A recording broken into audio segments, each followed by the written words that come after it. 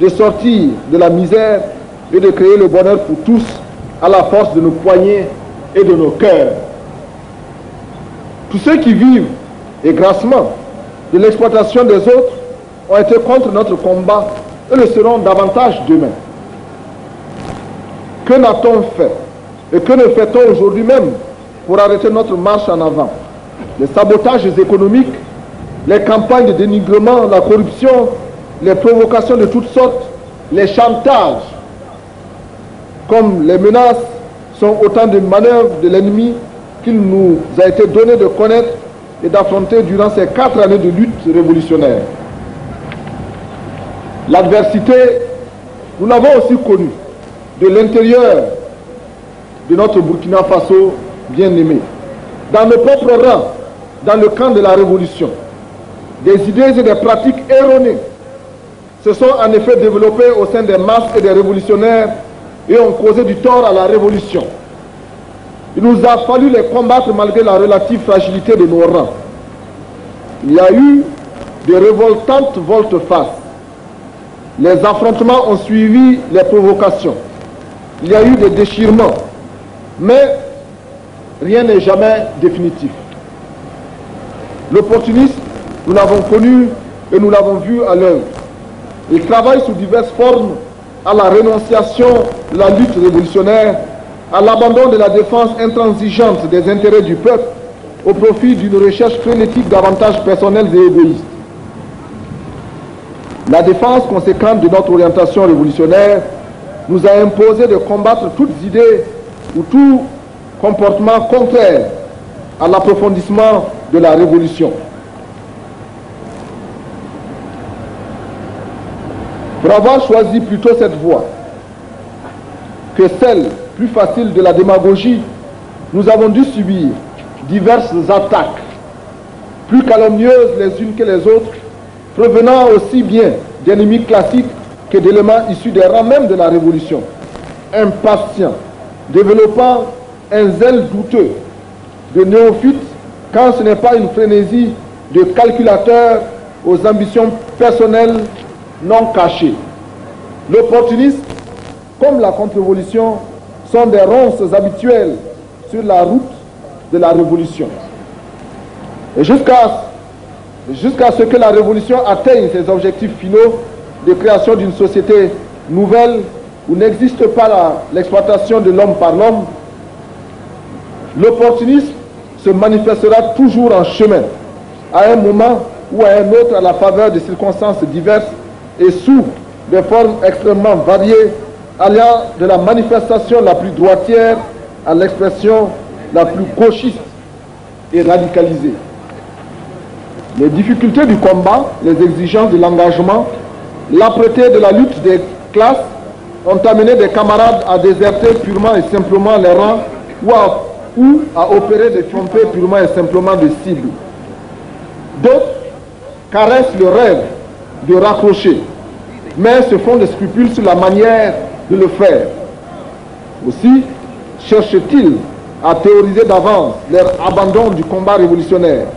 Et c'est ainsi qu'ont circulé et circulent encore de nombreuses idées et théories, toutes imbues d'opportunisme. Tout cela a contribué à constituer des éléments d'adversité contre lesquels il a fallu se battre pour avancer. Nous ayons tort de penser ou de croire que les échecs, les défaites, la récupération par la bourgeoisie, les impasses mortelles, les trahisons ne guettent et n'ont guetté que les autres révolutions. Notre révolution, tout comme les autres, est constamment menacée de tous les dangers contre-révolutionnaires. Il nous faut en être conscients et parfaitement conscients et nous engager résolument dans la défense permanente de la ligne juste qui mène vers l'objectif final. Il nous faut surtout être conscients que ces problèmes naissent de façon dialectique de l'exacerbation de la lutte des classes et qu'à contrario, leur inexistence traduirait en réalité l'étouffement sournois de la lutte révolutionnaire au profit de la conciliation de classes. Camarades, il nous faut aujourd'hui prendre le temps de tirer les leçons et enseignements de notre action passé pour enrichir notre théorie et notre pratique de la révolution et nous engager davantage de la lutte de façon plus organisée, plus scientifique, plus résolue. Les tâches qui nous attendent sont nombreuses et complexes. Les ennemis de notre peuple et de sa révolution redoublent d'ardeur et d'ingéniosité pour nous barrer la route. Et il nous faudra plus de courage, plus de conviction et plus de détermination pour poursuivre la marche en avant. Mais cette conviction et cette détermination découleront en partie de ce que nous aurons tiré comme enseignement de notre expérience de 4 années de lutte. Et c'est pourquoi il nous faudra faire en l'an 5 de notre révolution une année de bilan, une année de l'action idéologique et politique scientifiquement organisée. Oui, il nous faut ce bilan. En 4 ans de révolution, nous avons opéré d'importantes transformations révolutionnaires. Nous avons jeté les bases de la résolution de nombreux problèmes qui se posent à notre peuple. Nous avons beaucoup agi et partout dans les différents secteurs de la société. Nous avons donné l'impression de tout vouloir changer et tout de suite. Et des critiques nous ont été faites, ça et là, que nous comprenons fort bien. Du reste, nous constatons pour notre part que d'autres tâches importantes ont eu tendance à être négligées ou minimisées. Il nous faudra consacrer plus particulièrement l'an 5 à l'exécution des tâches, de ces tâches-là, qui sont d'ordre idéologique, politique et organisationnel. L'approfondissement de notre évolution et les succès futurs de notre action politique dépendront de la justesse avec laquelle nous aurons résolu dans notre pays les questions organisationnelles et de l'orientation idéologique. La révolution ne saurait se poursuivre et atteindre ses objectifs sans organisation d'avant-garde à même de guider notre peuple dans tous les combats sur tous les fronts. La construction d'une telle organisation doit requérir désormais beaucoup d'engagement de notre part. Sur la base des actions déjà entreprises pour trouver une solution à la question organisationnelle, il s'agira pour les révolutionnaires de notre pays de conjuguer leurs efforts pour vaincre les tares et insuffisances que nous portons tous. L'unité des révolutionnaires est assurément une étape par laquelle il nous faut passer pour aller plus en avant dans l'exécution de la tâche d'organisation de l'avant-garde. Et je me réjouis de constater qu'à ce 4e anniversaire de notre révolution, que les bases sont jetées quant à la réalisation d'une unité réelle, d'une unité militante de l'ensemble des forces révolutionnaires de notre pays. Mais gardons-nous de faire de l'unité une univocité asséchante, paralysante et stérilisante. Au contraire, préférons-lui l'expression plurielle, diversifiée et enrichissante de pensées nombreuses, d'actions diverses. Pensées et actions riches de 1000 nuances, toutes tendues courageusement et sincèrement dans l'acceptation de la différence, le respect de la critique et de l'autocritique, vers le seul objectif radieux. Cet objectif qui ne saurait être rien d'autre que le bonheur de notre peuple. Camarades, les tâches idéologiques, politiques et organisationnelles dont nous devons nous acquitter sont de grande importance pour le renforcement de notre évolution, pour soutenir l'adhésion massive et consciente des masses à la politique révolutionnaire que nous continuerons de mener. Il faudra un travail politique et idéologique persévérant et rigoureusement poursuivi pour convaincre les masses et les arracher ainsi à toutes les sortes de conceptions moyenâgeuses qui freinent leur engagement total dans l'œuvre d'édification de la société nouvelle. Si la révolution est répression des exploiteurs, des ennemis, elle ne peut être pour les masses que persuasion pour un engagement conscient et déterminé. Ces tâches idéologiques et politiques de notre révolution sont le devoir de tous les révolutionnaires, de la direction politique d'abord, La direction politique de notre révolution devra se renforcer et gagner davantage en efficacité et en rigueur dans l'exécution de la mission qui est la sienne. L'an 5 nous invite à jeter toutes les énergies dans le combat organisationnel, la consolidation politique et idéologique, la prééminence de la direction politique. Cependant, à propos d'organisation politique structurelle, ce qui est ainsi dit exclut par la précipitation, nous nous lancions dans des élaborations théoriques, des architectures séduisantes pour l'esprit, mais sans intérêt pour la vie quotidienne des masses. Profitons des expériences des autres révolutions que l'histoire des peuples nous offre en enseignement. En particulier, tenons compte de l'expérience de ceux qui, comme nous, et sont nombreux, ont dû se doter d'organisations diverses et unies, ou d'uniques organisations diverses, tout en organisant et en défendant le pouvoir d'État âprement et dignement conquis.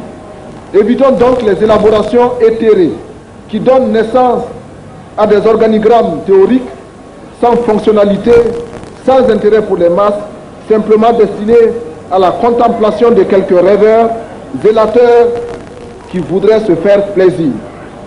Au contraire, notre révolution est d'abord une révolution qualitative, dans une transformation qualitative des esprits qui se traduit dans la construction concrète de la société nouvelle burkinabé.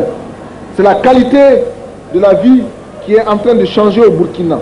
Et cela est conséquence de l'évolution qualitative des esprits. Le mythe de l'enrichissement sans foi ni loi, selon les expériences de la jungle capitaliste des années d'après-guerre, s'est définitivement évanoui au Burkina. Notre patrie est un chantier où les critères de la moralité, les soucis de justice sociale, le respect des droits fondamentaux à une vue, à une existence toujours meilleure, ne sont pas de vains mots, mais se matérialisent dans la pratique sociale de chacun de nous. La spécificité de notre révolution, son exemplarité et son rayonnement tiennent à ces valeurs cardinales que nous avons su défendre farouchement jusque-là. Il faut continuer à rester des révolutionnaires, c'est-à-dire surtout des hommes de chair, des hommes de sang, des hommes de sentiments et des hommes d'émotions pures. C'est vrai, dans le proche passé, nous avons parfois commis des erreurs. Cela ne devra plus se produire sur la terre sacrée du Faso. Il doit y avoir de la place dans le cœur de chacun de nous pour ceux qui ne sont pas encore parfaitement en harmonie avec le discours d'orientation politique et les objectifs de notre plan quinquennal. Ce sera à nous d'aller à eux et de les gagner à la cause révolutionnaire du peuple. La révolution ne cherche pas des raccourcis et elle impose à tous de marcher ensemble dans la même volonté de pensée et d'action. C'est pourquoi le révolutionnaire doit être un perpétuel pédagogue et un perpétuel point d'interrogation. Si les masses ne comprennent pas encore, c'est de notre faute. Il faut prendre le temps d'expliquer et le temps de convaincre les masses pour agir avec elles dans leur intérêt. Si les masses comprennent mal, c'est encore de notre faute et il faut rectifier, préciser, nuancer. Il faut s'adapter aux masses et non vouloir adapter les masses à ses propres désirs, à ses propres rêves. Les révolutionnaires n'ont pas peur de leurs fautes. Ils ont le courage politique de les reconnaître publiquement, car c'est un engagement à se corriger, à mieux faire. Nous devons préférer un pas ensemble avec tout le peuple. D'autres voies, plus faciles, plus expéditives existent, mais elles ne produisent que des illusions et laissent des lendemains amers. Tout cela, nous le réaliserons grâce à nos structures révolutionnaires dans les services, les villes, les villages, à savoir grâce à nos comités de défense de la Révolution, grâce à l'Union des femmes du Burkina, grâce au mouvement national des pionniers, grâce à l'Union nationale des anciens du Burkina, grâce à l'Union nationale des paysans du Burkina. Et les structures devront être perfectionnées, parachevées. Celles dont la construction requiert plus d'avantages de notre effort, de nos efforts quotidiens, recevront notre attention tout au long de l'an 5 de notre révolution.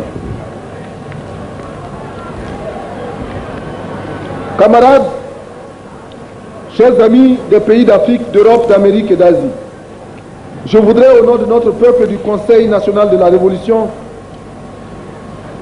vous réitérer tout le remerciement pour le soutien que vous apportez à cette lutte et vous redire aussi notre désir sincère et notre volonté d'entretenir les relations les plus cordiales avec les peuples de vos pays respectifs. Le Burkina Faso, terre de paix et de dignité, sera toujours du côté où se défendent la fraternité, la solidarité militante et agissante. Camarades militantes et militants de la province du Houé, vous avez, par votre mobilisation et votre ardeur au travail, fait de ce 4e anniversaire de notre révolution une étape repère sur ce long chemin du combat de notre peuple pour un avenir radieux. Je vous en félicite et vous encourage à redoubler de vigilance et d'ardeur combattante pour remporter des succès encore plus éclatants. Camarades militants de la Révolution démocratique et populaire, la révolution n'est ni tristesse, ni amertume. Elle est au contraire enthousiasme et fierté de tout un peuple qui se prend en charge et recouvre ainsi sa dignité.